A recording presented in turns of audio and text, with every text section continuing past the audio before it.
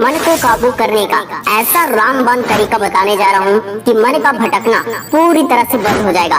मन को काबू में करने का तरीका जानने से पहले आपके लिए ये जानना बहुत जरूरी है कि मन को काबू में करना क्यों जरूरी है।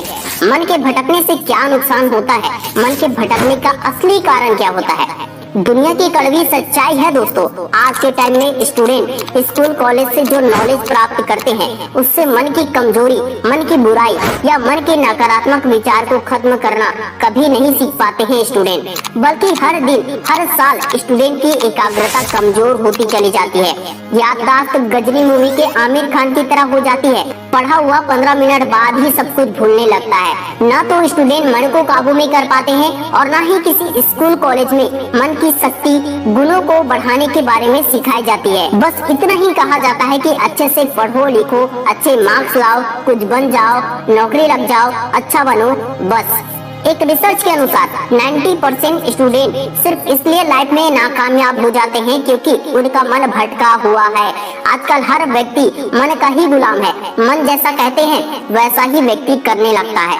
हर एक स्टूडेंट की सबसे बड़ी समस्या यही है कि जब भी वे पढ़ने बैठते हैं उसका मन पढ़ाई में नहीं लगता, ध्यान कहीं और ही भटकने लग जाता है। पढ़ते वक्त आंखें किताबों में, नोट्स पर टिकी जरूर होती है, लेकिन मन कहीं और ही घूमने चला जाता है। कामयाब बनने की चाहत तो सबको होती है, लेकिन मन के आगे सभी हार जाते हैं। इसलिए गौतम बुद्ध ने कहा था, हजारों जंग जीतना फिर भी आसान है, लेकिन अपने मन को जीतना मुश्किल काम है। असली विजेता तो वही है जिसने अपने मन को जीत लिया हो, क्योंकि मन की ताकत दिमाग से भी ज्यादा शक्तिशाली होती है, क्योंकि मन दिमाग को कंट्रोल करता है। मन आंखों से कहता है मुझे रील्स देखना अच्छा लगता है, इसलिए किताबों के अक्षर देखते ही नींद आने लगती है। मन कान से कहता है कि मुझे गाने सुनना बहुत पसंद है, लेकिन टीचर या माँ बाप के लेक्चर नहीं। मन जुबान से कहता है मुझे स्वादिष्ट मसालेदार चटपटा भोजन चिप्स पसंद है, वो नहीं जो सेहत के लिए फायदेमंद हो। मन नाक से कहता है कि मैं अच्छी सुगंध लेता रहूं, इसलिए परफ्यूम और केमिकल पर खर्चे करते हैं। मन हाथों से कहता है किताबों को नहीं, मोबाइल पकड़, उसमें ज्यादा मजा है। मन हर इंसान के पांचों इंद्रियों को काबू में करके नचाता है। मन चंचल होने के कारण किसी के काबू में नहीं रहता। मन केवल उस व्यक्ति का मित्र या दास बनता है जिसने मन को काबू में करने के लिए बार बार प्रैक्टिस की हो और बाकियों को गुलाम बनाता है। तेज दिमाग और शरीर से शक्तिशाली व्यक्ति भी अपने मन को काबू में नहीं कर पाते हैं, इसलिए ताकत और इंटेलिजेंट होने के बावजूद जिंदगी में वे पीछे ही रह जाते हैं। आजकल क्यों अधिकतर स्टूडेंट का मन भटका हुआ है? क्योंकि जो टीचर्स बच्चों को पढ़ाते हैं वे खुद कई बुराइयों में जकड़े हुए हैं, जैसे शराब, गुटखा, गाली गलौज। जो टीचर सिखाते हैं वे खुद के मन पर कभी काबू नहीं कर पाए हैं, इसलिए उनके स्टूडेंट न कभी सुधर पाते हैं न ही टीचर की बात मानते हैं। यहाँ तक कि जो टीचर माँ बाप की इज्जत आदर करना सिखाते हैं वे खुद अपने माँ बाप की इज्जत और आदर नहीं करते हैं। अपने बुजुर्ग माँ बाप को ठीक से खाना तक नहीं खिला पाते हैं। आखिर क्यों मन लगातार कमजोर होता जा रहा है? क्यों अधिकतर स्टूडेंट की याददाश्त शक्ति कमजोर हो रही है? आखिर क्यों छोटी छोटी आदतें स्टूडेंट की बर्बादी का कारण बनती जा रही है? इसका असली कारण है मन में बैठी हुई गलत मान्यताएं और गलत आदतें। बहुत पुराने समय की बात है, एक बहुत ही कामयाब व्यक्ति था, लेकिन इसी कामयाबी, पैसे, सुख सुविधाओं के कारण उसका बेटा गलत आदतों में फंसता चला जा रहा था। युवा बेटे को देखकर पिता को चिंता होने लगी थी, तो उन्होंने अपने युवा बेटे को सुधारने के लिए देश के सबसे विद्वान व्यक्ति को बुलाया, ताकि विद्वान व्यक्ति उसके बेटे को सुधार सके। विद्वान व्यक्ति के आते ही पिता ने युवा बेटे की जिम्मेदारी विद्वान को सौंप दिया। एक दिन विद्वान व्यक्ति उस युवा लड़के को बगीचे में ले गया। शुरू में बगीचे में छोटे छोटे पौधे थे। विद्वान ने युवा से कहा, मैंने सबसे सुना है कि तुम बड़े शक्तिशाली हो, तुम्हारी बाजुओं में बहुत दम है, इस छोटे से पौधे को उखाड़ कर दिखाओ तो जरा, मैं भी देखूं। युवा ने तुरंत ही एक झटके में पौधे को उखाड़ दिया। आगे चलकर विद्वान को पिछले वाले पौधे से थोड़ा और ज्यादा बड़ा पौधा दिखा। विद्वान ने कहा, अब इसे उखाड़ कर दिखाओ। युवा ने उसे भी थोड़ा ज्यादा और बल लगाकर उखाड़ दिया। फिर उनके सामने एक बड़ा सा अमरूद का पेड़ दिखाई दिया।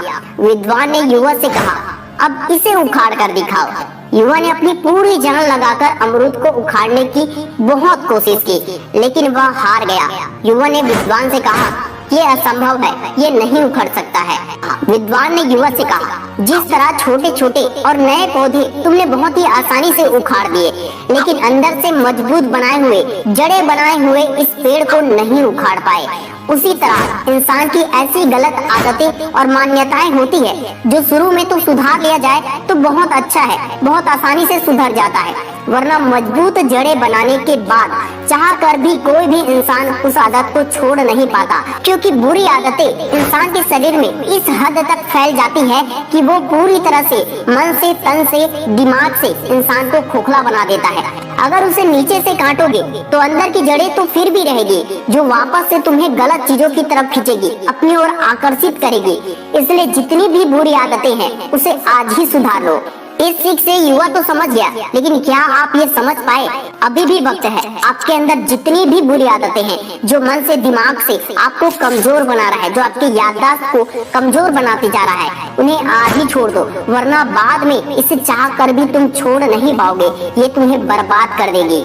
मन को काबू में कैसे करें? जिस तरह जंगल का शेर या जंगली हाथी को काबू में करना सबसे कठिन काम होता है, बेकाबू जानवर से अपनी बातें मनवाना असंभव है, लेकिन उसी शेर या हाथी को किसी भी तरह पकड़कर पिंजरे में चिड़ियाघर ले जाकर ट्रेनिंग दिया जाए तो वह ट्रेनर का हर एक बात मानेगा। एक अच्छे स्टूडेंट की तरह जैसा ट्रेनर कहेगा वैसा ही शेर और हाथी भी करेगा। बिल्कुल इसी तरह मन भी हमारे शरीर रूपी जंगल का राजा बन बैठा है। इसे पिंजरे में कैद करके ट्रेनिंग देना होगा, ताकि इधर उधर भागने के बजाय एक ही जगह पर केंद्रित रहे और हम अपने मन की शक्ति से अपने हर लक्ष्य को प्राप्त करने में सफल हो सके, अपनी मन की शक्ति का 100% प्रयोग कर सके। मन को काबू में करने के लिए मन का एक्सरसाइज भी बहुत जरूरी है। जब मन को क्रिटिकल प्रॉब्लम को सॉल्व करने में उलझाओगे तो उसका भटकना मुश्किल है। छोटे छोटे स्टेप्स में मन का एक्सरसाइज किया जा सकता है। एक इंसान किसी बिल्डिंग के 15वीं मंजिल यानी कि 15th फ्लोर पर रहता था। हर सुबह लिफ्ट से नीचे उतरकर वो ऑफिस जाता था। शाम को वापस आने के बाद वो फिर से लिफ्ट के सहारे पर घर जाता था। लेकिन अचरज की बात यह है, हैरानी की बात यह है कि शाम को वो लिफ्ट से केवल 9वीं मंजिल तक ही जा पाता था। उसके बाद वो लिफ्ट से उतरकर सीढ़ियां चढ़कर घर पहुंचता था। कभी कभार ऐसा होता था कि शाम को वो लिफ्ट से सीधे 15वें फ्लोर यानी अपने घर तक चला जाता था। अब आपके लिए सवाल ये है कि वो शाम को लिफ्ट से 9वीं मंजिल तक ही क्यों जा पाता था? लोगों से इस तरह की पहेलियां पूछी जाती है, तब वे सोचने की तकलीफ से बचने के लिए तुरंत जवाब जानना चाहते हैं। कई लोगों को सवालों का जवाब ढूंढने के लिए मनन करने या फिर दिमाग लगाने की आदत ही नहीं होती है। हालांकि मनन करके हर पहेली का उत्तर ढूंढने की कोशिश करना मन का एक्सरसाइज होता है और दिमाग का भी एक्सरसाइज होता है। मनन के साथ साथ सवालों के जवाब तथा पहेलियों के उत्तर मिलना आसान होता है। आप सोच रहे होंगे कि पहेली का जवाब क्या है। पहेली के भी अलग अलग जवाब हो सकते हैं। जैसे कोई कहेगा कि बाकी सीढ़ियां चढ़कर जाना उसके लिए शारीरिक व्यायाम होगा। कोई सोचेगा घर पहुंचने से पहले उसे कुछ सोचने का समय भी मिल जाता होगा, इसलिए वो सीढ़ियां चढ़कर चला जाता होगा। मगर क्या इनसे अलग कोई जवाब हो सकता है? जी हाँ, चलिए इसका सही जवाब जानते हैं। वह इंसान लिफ्ट से शाम को 9वीं मंजिल 9th फ्लोर तक ही जा पाता था, क्योंकि वो बहुत नाटा था, कद में छोटा था, हाइट कम थी उसकी ऊंचाई इतनी कम थी कि लिफ्ट में केवल 9वीं मंजिल के बटन तक ही उसका हाथ पहुंच पाता था।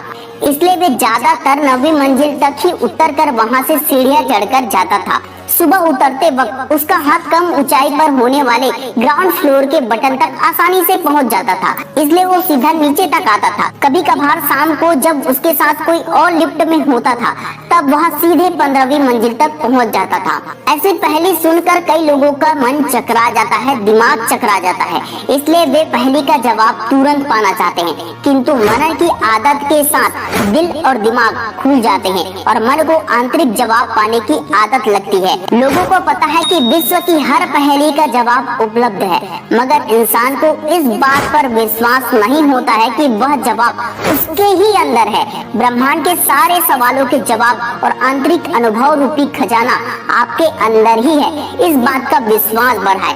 ठीक यही बात स्वामी विवेकानंद ने भी कहा था।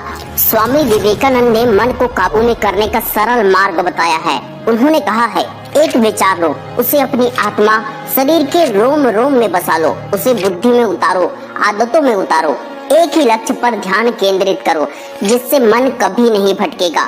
साधना करो, रोज मेडिटेशन करो जिससे मन को काबू में करना आसान हो जाएगा। मन को काबू में करने का रामबाण अचूक तरीका क्या है? इसका जवाब है अपने अंदर के अच्छे गुणों और अच्छी आदतों को लगातार बढ़ाते चले जाओ। जैसे जैसे अच्छाई का लेवल बढ़ते चला जाएगा वैसे वैसे बुराई का लेवल कम होता चला जाएगा। अगर बुरी आदतों को छोड़ने पर फोकस करोगे तो चांस है कि कुछ समय तक तो छोड़ दोगे, लेकिन वापस से वो बुरी आदतें आपको अपनी ओर खींचेगी, जिसके कारण क्या होगा कि आप फिर से हार जाओगे और मन आपको फिर से कमजोर बनाता चला जाएगा। पहले से भी ज्यादा कमजोर होते चले जाओगे, साथ में बुराई का लेवल और भी बढ़ता चला जाएगा। रामबाण तरीके में एक तरीका सबसे अधिक प्रभावित करता है मन को काबू करने के लिए, और वो तरीका ये है कि जब आपका ध्यान किसी लक्ष्य को प्राप्त करने पर हो तो मन इधर उधर कभी नहीं भटकता।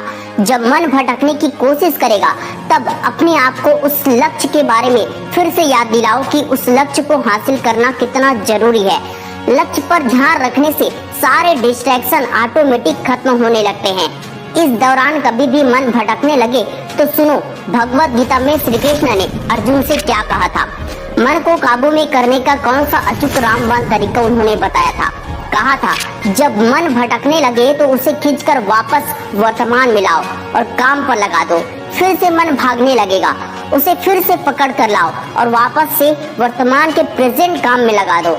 इसी तरह बार बार करते रहो, फिर एक समय ऐसा आएगा जब मन काबू में होगा, वो भटकने की कोशिश भी नहीं करेगा। फिर उस मन की शक्ति तुम्हें कामयाब बना देगा। जो भी लक्ष्य प्राप्त करना चाहते हो वो लक्ष्य हासिल करवा कर ही छोड़ेगा। आशा करता हूँ दोस्तों कि अब आपके लिए मन को काबू में करना मुश्किल काम नहीं होगा, बल्कि एक सरल काम होगा। अगर ये वीडियो हेल्पफुल लगा हो तो प्लीज इस वीडियो को ज्यादा से ज्यादा दोस्तों, फैमिली, फ्रेंड के साथ शेयर जरूर कर देना। मिलते हैं बहुत जल्द नेक्स्ट टॉपिक में, तब तक के लिए जय हिंद, जय भारत।